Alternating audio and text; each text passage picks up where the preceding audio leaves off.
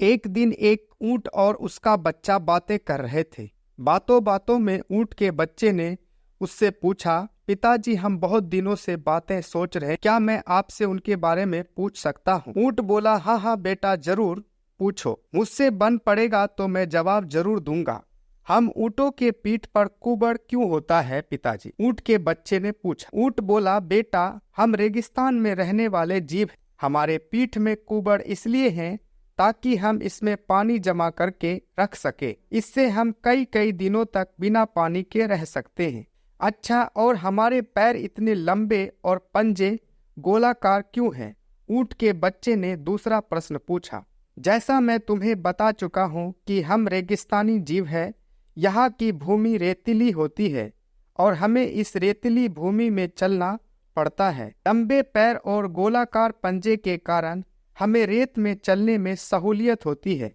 अच्छा, मैं हमारे पीठ में कुबड़, लंबे पैर और गोलाकार पंजों का कारण तो समझ गया, लेकिन हमारी घनी पलकों का कारण मैं समझ नहीं पाता। इन घनी पलकों के कारण कई बार मुझे देखने में भी परेशानी होती है। ये इतनी घनी क्यों है?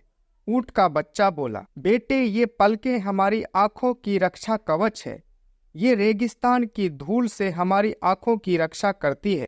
अब मैं समझ गया कि हमारी ऊंट में कुबड़, पानी जमा कर रखने, लंबे पैर और गोलाकार पंजे रेतीले भूमि पर आसानी से चलने और घनी पलकें धूल से आंखों की रक्षा करने के लिए है।